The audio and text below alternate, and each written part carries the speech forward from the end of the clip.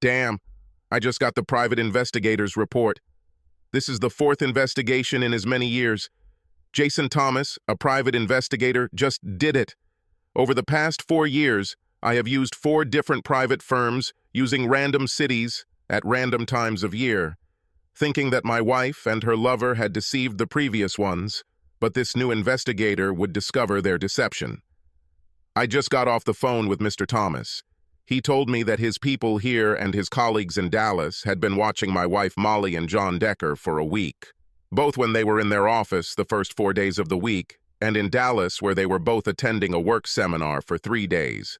My wife Molly was the administrative assistant to John Decker, the CEO of a subsidiary of a large international holding company. As an administrator and assistant, she usually traveled with him, and he traveled a lot. Mr. Thomas said he would send a written report, but in general he noted, for 4 days here before going to Dallas, they were followed and watched. They ate lunch together all 4 days and then went straight back to work. On the second day, the two of them went to a local bar after work. Each of them drank 2 glasses, and then each went to his own home. Their spouses were at home when they arrived there, and we stopped monitoring, assuming that the spouses would know about their activities until the next morning. The other 3 days, they both drove straight home from work, and their spouses were there when they arrived. The trip to Dallas wasn't much more interesting. Each of the 3 days they attended the workshop, as they were supposed to. Every evening they had dinner together, and every evening they went dancing. After about an hour of dancing and drinking, they went to their hotel rooms and did not leave until the morning. Their rooms were separated by 10 other rooms, so there was no connecting door between the rooms.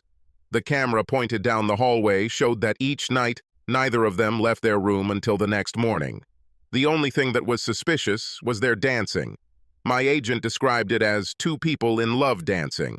There was no inappropriate touching, but there was definitely intimacy, and he usually hugged her all the way to their table. They were followed to the airport, and the agent verified that they boarded and that the plane actually flew home. 4 private investigator reports on random dates over the past 4 years found basically the same information. Nothing. Molly and I are both 36 years old and have been married for 15 years. We were exclusive for the last 3 years of college and got married shortly after graduation. Molly isn't pretty, but she could be considered a cute doll with a fantastic 5'6" body. She is very outgoing, and people like having her around. Her boss, John Decker, is about my height, 6'1", 190 pounds, but if it were between the two of us, John, not me, would get all the girls' attention. He's quite an attractive man. I spoke with Molly several times about her apparent closeness to John Decker. The first few times she said that there was nothing between them except work. She promised that she would never fool around behind my back and even offered to take a lie detector test any time I wanted. She said they were just colleagues and good friends. The last time we talked about it, she called him a special friend. I think he got a promotion. Molly and I went out to dinner and danced with John and his wife Gail several times. John and Molly talk to each other and dance with each other much more than they do with us, their spouses. One day, as John and Molly took to the dance floor, I noticed Gail raise her eyebrow as if to say, "What, again?" I think she notices their closeness too. I talked to Molly about getting another job just to reassure me, just because I'm so jealous that she's so close to John. She says, "This is stupid. She loves her job," and again tells me that she would never go behind my back and that she would be willing to take a lie detector test. For 4 years, I spent thousands of dollars on private investigators and found nothing. Last night, Molly was sitting at the kitchen table when I walked by.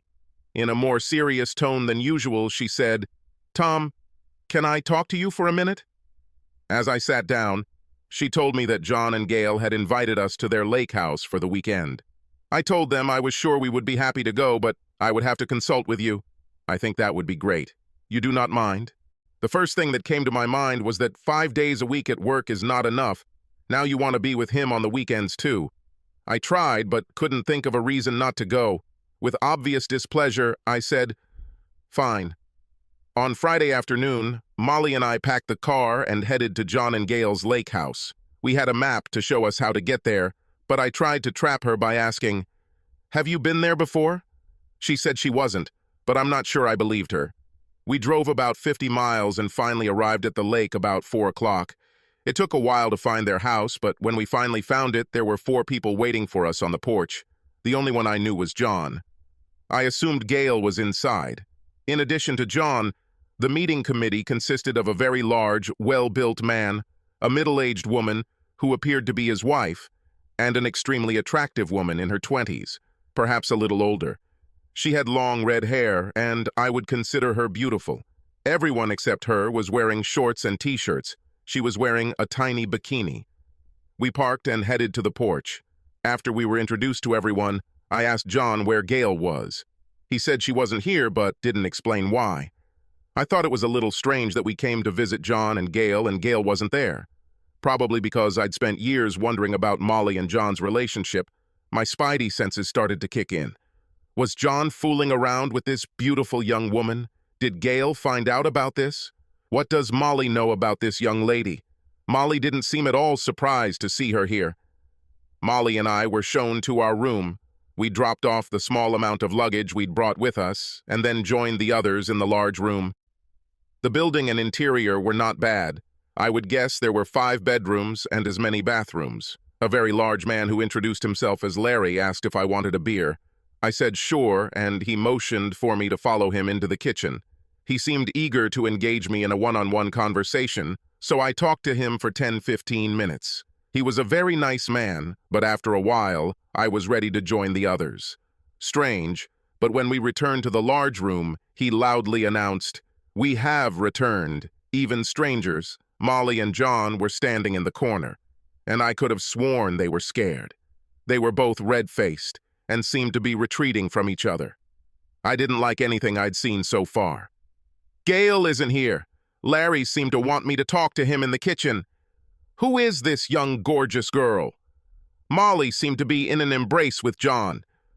I had to ask Molly what the hell was going on, so I walked back to the kitchen and motioned for Molly to follow me. She must have seen that I was at least confused and probably very upset. Instead of following me into the kitchen, Molly stopped and asked John if there was a private place where Molly and I could talk. No one seemed at all surprised by this request. At that moment, my spidey senses flared up. John showed us a room we could use, and Molly and I went in and closed the door. "Molly, what the hell is going on?" She had an expression on her face as if she had finally had to face something she was afraid to talk about. "Tom, I haven't been completely honest with you about this weekend, but please let me explain without interrupting. When I'm done, I'll answer any questions you have, and I'm sure you'll have many."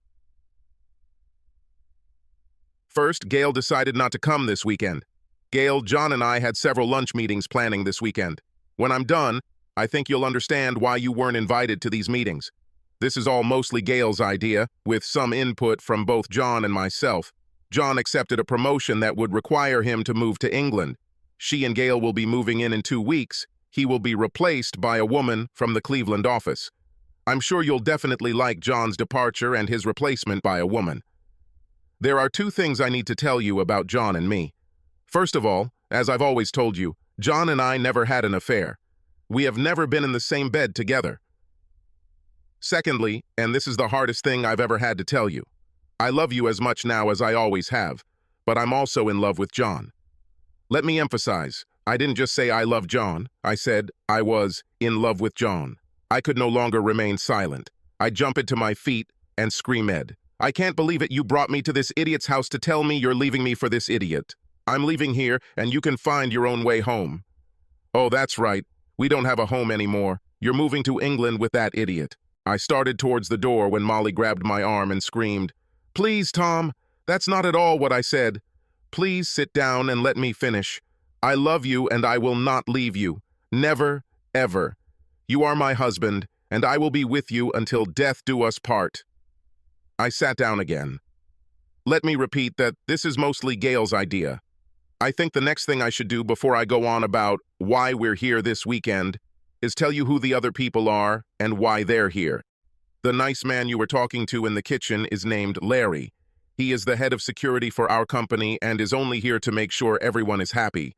I intervened. So he's here to keep me in line, right? Molly didn't answer, just continued introducing herself to other people. Jackie is a lovely girl, and she's here for you if you want her. She is a sweetheart, and also a high-class escort. Janet is actually Larry's wife, and is also an excellent cook. Suddenly a light went on in my head. The rest of this charade suddenly became crystal clear. I could see exactly what Molly, John, and Gail were planning. Molly knew that John would disappear from her life after this weekend. Two lovers, John and Molly, will spend the weekend to finally be together as lovers. After this, John and his wife Gail will set off on their adventure to England. On Sunday, after I watch my wife make love to someone else all weekend, she and I will hold hands, happily skip to our car and live happily ever after.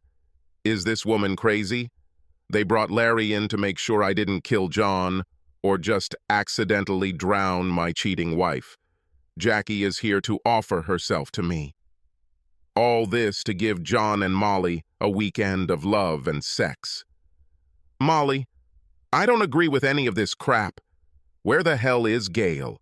You say this is all her idea. Where the hell is she? She decided it would be better for her emotional well-being if she wasn't here. In exchange for the weekend, John signed a postnuptial agreement that if he and I had any contact of any kind at any time in the future, John would receive nothing in the divorcee and Gail would receive 100% of the assets. I signed a similar paper for you. Both documents begin when John and Gail leave for England. Since John and I work together, both documents also stipulate that there will be no sexual or romantic contact between us, between this Sunday evening and the day they leave for England, Tom. I will indeed be completely yours after this weekend, and I vow to spend the rest of my life making up for the pain I cause you now. Why am I here when Gail isn't? You would never agree to let me come to John's lake house without you. For the same reason you weren't invited to the planning dinners. You'd just say, damn no to everything. What if I just say no to all this damn shit now and asked you to either join me for an immediate trip home or stay here with Joan and say goodbye to our marriage? Tom, it's not like that. Please understand that although you are my soulmate for life, I need this weekend with John for closure. Besides, Gail is waiting for your call. Since it was her idea in the first place, she will explain everything to you. Her number is on the kitchen table. Molly, I ask you again not to do this. If you do that, we're done. Molly came up to me, kissed me passionately on the lips, and then said, everything will be fine, you'll see. Then, not listening to my objections, Molly left the room, took John, who was waiting for her, by the hand, and they disappeared from sight. Larry kept his eyes on me for the rest of the evening and was constantly between me and John. I seriously considered just leaving and filing for divorce, but I needed to know what it all meant and how far it would go. It is impossible to describe my condition in words. I was furious. I wanted to break the necks of that bastard and my unfaithful wife. Realizing that I couldn't handle Larry, I pretended to almost accept my fate and just wait for the weekend to end. I found Jackie and told her, "You're very tempting, but I'm not going to help Molly break our wedding vows. Molly will have to do it herself." I told Jackie that as far as I was concerned, she could go home. Or if she was curious, she could stay and laugh at all this madness. The next time I saw the lovers was at dinner. Janet had apparently been told how to seat everyone. John sat at the head of the table, Molly next to him. Larry was between me and John, and Jackie was next to me. When Janet wasn't serving, she sat across from her husband, Larry. I assumed that by now my beautiful wife had become an adulteress, thereby making me a cuckold. I noticed, probably at John's suggestion, that she didn't wear wedding rings. The only thing I did during the entire meal was point at her bare finger. After dinner, Jackie put on a beautiful red bikini and went for a swim. I sat by the pool, thinking about the correctness of my decision not to use her services. John and Molly then walked out holding hands in their swimsuits. Larry sat down next to me and tried to start a conversation. It became quite obvious that this whole charade had been staged in advance. He watched my every move and made it clear that nothing good would happen to me if I only moved towards my cheating wife and her lover. Shortly after everyone had gathered at the pool, Molly came and sat next to me. She put her head on my shoulder and said, "I love you, Tom. Everything will work out. We'll talk when we get home." I thought, this woman is crazy. I quickly got up and left, telling her loud enough for everyone to hear, "Fuck you, bitch." Tears flowed from Molly's eyes, but she didn't answer me. I spent the rest of the evening avoiding everyone except Larry, of course. He was always somewhere nearby, never taking his eyes off me. I decided to call Gail. Maybe she could shed some light on this train wreck. She must have been waiting for my call and answered on the first ring. She must have added me to her caller ID. She asked in a sad voice, "How's this whole sad business going? Are you still at the lake house?" "Gail, what the hell made you come up with this disaster?" "I don't know about you and John, but it ruined my marriage to Molly." "Tom, let me explain what I'm thinking about. I admit, I thought about my own marriage to John. I haven't thought too much about you and Molly. I think women can move forward and forgive infidelity more easily than men. I know that John deeply loves Molly and suffered for 4 years because of her refusal to have sex with him. She always told him that she wouldn't have a cheap affair behind your back. I offered them a compromise, a weekend of sex and love in exchange for never contacting each other again. I can't imagine them thousands of miles apart, but in constant communication. I was afraid of what this might lead to. If they ever get involved in the future in any way, it could destroy each of us. I didn't invite you to plan dinners because you would have just said no to everything. And now, bitch, go to your ass, and rest assured that it will definitely not happen as you planned," I growled, and ended the call. Upon entering our bedroom, I discovered, unsurprisingly, that the only luggage there was mine. Molly's things had been moved, so it was no longer our bedroom, but just my bedroom. It made me very sad to think that Molly and John were now in their bedroom. As I lay in bed, I kept wondering how Molly could think that after this weekend, she and I could just magically rekindle our loving relationship.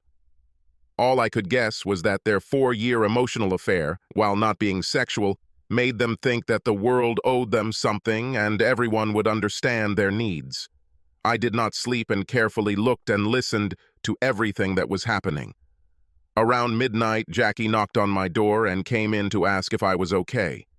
She also reminded me that she is still available if needed. I thanked her for the offer and said that my refusal was one of the hardest things I've ever done, but no thanks. She said she regretted my decision. I quietly went out to the pool. The hot tub was separated from the pool by a 3-foot stone wall, so I found a lounge chair, dragged it over to the tub, and quietly settled down on it. Naturally, my watchman was probably sleeping in his room next to the adulterer's bedroom, and he was not observed nearby. I waited for an hour or so, then suddenly I heard voices approaching the pool. I immediately recognized the voices of 2 lovers. They couldn't see me, but I was only 10 feet away, hidden behind a short stone wall. Molly said, "Oh, John, this is so wonderful. I've loved you for so long, and I can finally show you how much. I will miss you, but we have 2 days to spend them in love and remember it for the rest of our lives. Let's get naked and make love in the pool. Take off your clothes. I'll get us a couple of drinks." Molly stood up and went to the kitchen to get drinks. I hated him, and I hated Molly for the absolute emptiness I felt. Finally, I waited for the moment for which I endured all day of humiliation from this asshole and my slut of a wife. John was naked and waiting for Molly when I approached him from behind. I shouted loud enough for everyone in the house to hear me. "Hey, asshole!" Asshole seems to have become my nickname for him. As he turned, the white-hot rage I'd been building up all day rushed through my veins with adrenaline, and I kicked him, aiming for his groin, hoping to completely ruin his experience of sex with my wife. He bent in half, and catching the next blow of my leg with his chin, fell backwards into the pool. I knew Larry would soon get out of bed and come after me. but I didn't think there would be a physical confrontation with him. He could yell at me, but he wouldn't want to face assault charges. And anyway, the damage to his boss had already been done, and Larry wouldn't seek revenge. The fact that Molly came running to see John's condition but didn't bother to check on me stuck in my head. I've seen enough. I accomplished everything I had planned after the message from my slutty wife, so there was nothing keeping me here anymore. I took my bag, got into the car, and drove home. However, before I left, I did one thing. I took off my wedding ring and left it on the kitchen counter. Molly might have realized that our family life was over. I spent the rest of the weekend sitting in my reclining chair at home, staring at the TV. I really wasn't paying much attention to what was happening on the screen. My mind was occupied with imagining my beautiful wife with that idiot John. Since I was at the lake house and knew the layout, I could imagine them in separate rooms, hugging with a big smile, kissing as they held each other, her in bed with him, doing something that should only be for me. I was wondering what she would say when she got home, if she did. I really wanted her not to come back, but I don't know where else she could have gone. On Sunday evening, a car pulled up and stopped in front of my house. It was John and Molly. John got out of the car with the intention of going over to open the door. He probably asked Molly to wait and let him come and open her door, obviously to humiliate me. I think he forgot that the human body stiffens up after an injury and then a long ride. He winced as he walked out of his door from the kick I gave him 2 days ago. He needed to hold on to the car with his hands in order to walk around the car from the side. Finally, he walked to the door and struggled to open the door for her, looking rather awkward as he did so. He helped Molly out of the car. Moreover, Molly helped John escort her to the house. I was glad that my parting blow at the lake house had apparently interrupted their lovemaking. This was all to show me that he was returning her to me after she stayed with him when she had a choice between him or me at the lake house. They held each other like lovers, not caring what I or the neighbors might think. I've had enough. I opened the front door and took a step towards John. Asshole, if you don't get out of here in 5 seconds, I'll do more than just beat the crap out of you. John limped quickly back to his car and drove off. I returned to the house and sat down in my deep chair. Molly didn't even watch him drive away. She walked through the front door with a fake smile on her face. "I'm home, honey." Her behavior seemed so ridiculous. She acted as if she had just returned home from a night out with the girls. I just ignored her and continued watching TV. She came over and tried to kiss me, but I pushed her away. The only thing I told her was, "From now on, you're in the guest bedroom. Tomorrow I'm going to a lawyer and starting to draw up divorce papers. If you haven't forgotten, the house was mine before we got married, and your name is not on any documents, so think before tomorrow where you will go to live. You can start packing your things. Don't try to tell me anything. From now on, I won't talk to you anymore, and all our further communication will take place through lawyers. From now on, you can be free and replace your lost lover with whoever you want." I went back to watching TV. Molly's shoulders sagged. It became clear to her that reconciliation was impossible. She sobbed bitterly.